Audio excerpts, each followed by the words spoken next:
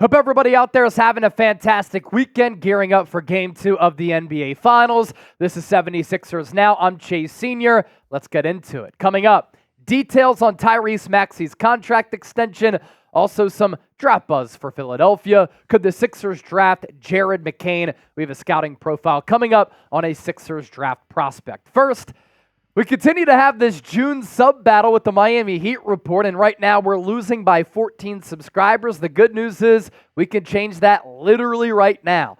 Do you want Sixers coverage year-round that's entertaining, insightful, informative, thought-provoking, and involves you, the viewer, you, the fan? If you can answer yes to any of those questions, hit that sub button right now, and let's beat the Miami Heat report. Tyrese Maxey, we know that he's in the city of brotherly love to stay, and he's one of our brothers, man. We love Tyrese Maxey. I've called him Philadelphia's son, a guy who you just marvel at how he's been able to grow, how he's been able to develop the strides that he's taken, the vivacious personality that he has on and off the court. And I think it's important to have that type of young superstar on your team, especially with the team that's experienced a lot of doom and gloom. With Tyrese Maxey, Joel Embiid has said it. He's always up. He's always happy.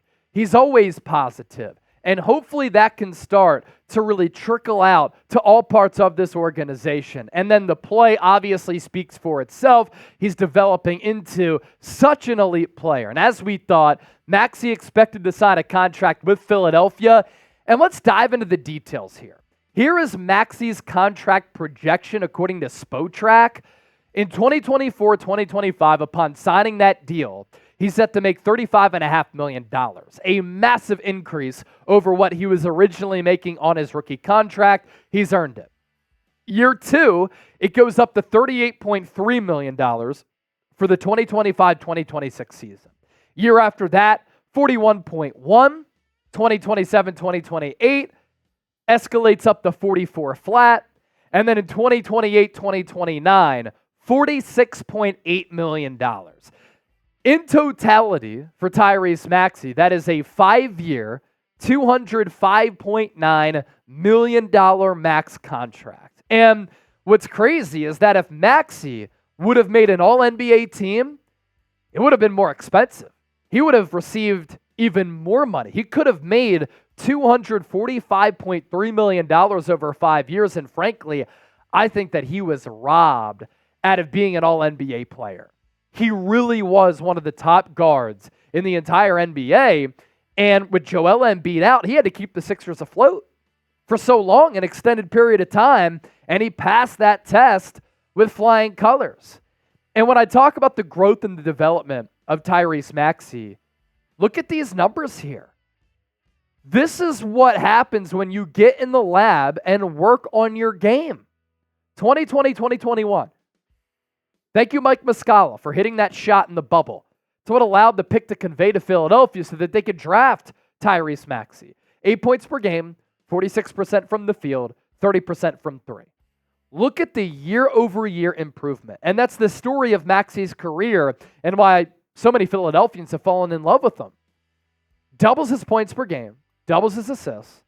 Field goal numbers go up to 48.5%. And then he is able to increase his three-point percentage by 12 points, 42.7%. Year after that, 20 points per game. The shooting number is still good. And then this past year, the best that he's had. He had to take that leap in order for Philadelphia to really be convinced that he can be that number 2 star. And right now, Philadelphia has that number 2 star who soon could be the number 1 star. We saw it at the end of Game 5 when he was the guy at Madison Square Garden against the Knicks. The Sixers should wait to extend Maxey until all other free agents are signed. That is kind of Chip's take here, and I want you to expand on that and explain to the people why that is. Yeah, I really wanted to get the people informed because I don't want Sixers fans to do one of two things. I don't want you guys to be, freaking out because you're like, oh, well, now the Sixers had to pay Maxey, so now they're not going to have money to sign any free agents. That's not the case. I also don't want people to freak out when the Sixers push this back later in the offseason. I don't want people to think, is Maxey not coming back? Why isn't he signing? Is he going to sign elsewhere? That's not the case. Maxey, the Sixers have Maxey's bird rights, meaning the Sixers can go over the salary cap to re-sign Maxey. So what they're going to do is conduct all their other free agent business. They can go out and sign a Paul George, sign whatever other external free agents they need to sign, and then pay Tyrese Maxey, because again, they can go over the salary cap to sign him, whereas they can't go over the salary cap to sign anybody else. If they did sign Maxey first, it'd be a waste of money, because then you wouldn't be able to sign other guys. And this is partly why as well they waited. They could have given Maxey this extension last offseason, but they waited, risking, they took the risk that Maxey would make an All-NBA team, and it would be more expensive, but they wanted the flexibility this offseason. So don't be surprised when, this deal takes a little while to become official. He is going to sign it. There's no worries or concerns there. Just, it makes more sense from a business aspect, from a team-building aspect, to wait and push this off until the back end of the offseason. Great points by Chip there. Going back to last offseason, which Chip brought up, this has all kind of been a calculated timeline by Daryl Morey in this front office. They've had a plan here. Morey has said, we know we're going to pay Tyrese Maxey, just because they didn't give him that deal last year, even though they probably could have gotten it done and saved a little bit of money. They had this in mind as you look ahead to where we are right now. Congratulate Maxey. He's going to earn that fat bag. Type his jersey number down below, because he's cashing in the number 0.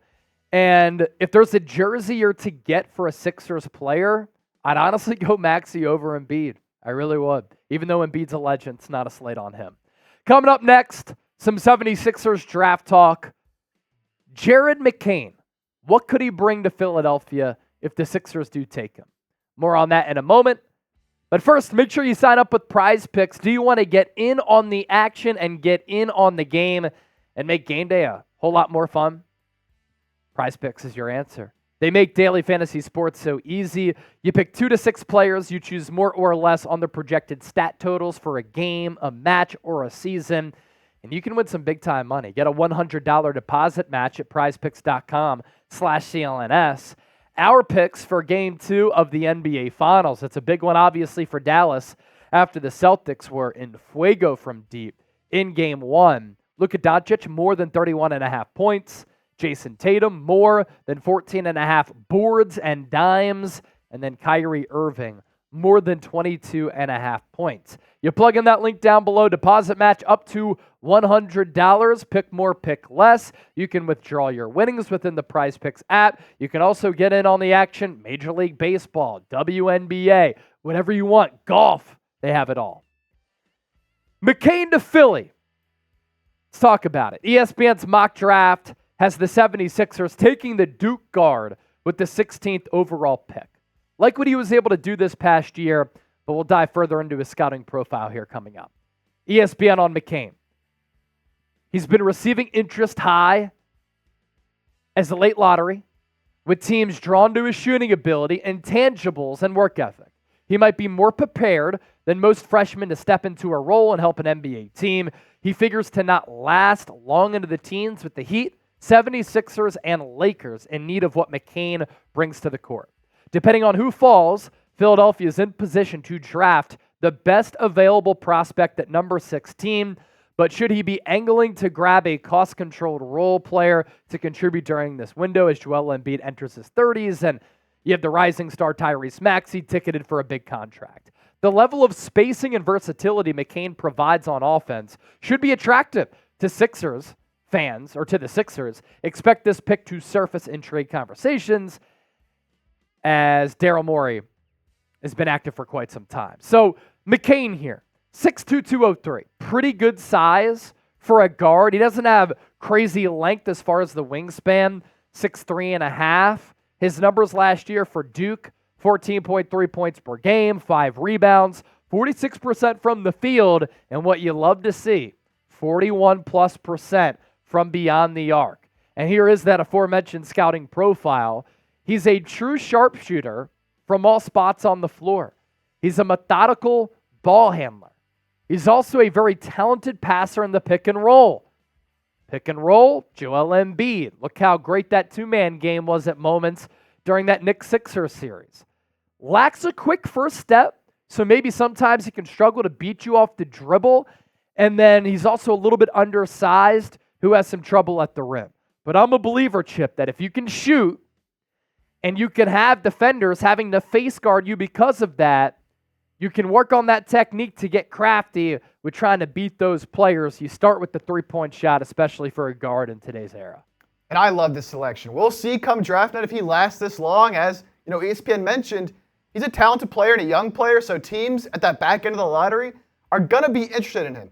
Obviously from Duke, a high pedigree program, but, as a freshman, was truly amazing for Duke and has the ability to step in right away, his first year in the NBA, and make an impact. Why? Because he can space the floor and because he can shoot and score. And the Sixers need guys that are cheap, affordable, under control for a long time, under team control, that can help when the Sixers are going to be, spending all this other money and whatnot. They need these guys that are going to be cheap that can make an impact. And, McCain, 6'2", so would be a small backcourt with him and Maxey. If you project him as a starter long-term, I think, initially he obviously would be coming off the bench, so you wouldn't be too concerned there. You can run him with some taller players in the court that can sort of hide some of the defensive deficiencies he might have. But, whether it's off the dribble, off the catch, he's such a dynamic offensive player, and the Sixers really lacked that this past season, and especially in the postseason. So if he does fall, again, I'm not sure he will fall all the way to pick 16, but I would love McCain coming to Philadelphia. Yeah, that lack of size is a good point. You lack that size with him and Maxey. It can be a little bit of an issue. You can get picked on the defensive end, but obviously from the jump, you're going to find a way to stagger those minutes. What say you? Should the Sixers draft Jared McCain? D for draft, P for pass. Let's hear from you down in the comment section. Hope you all have a great rest of your weekend, and we'll catch you on Monday's edition of 76ers Now.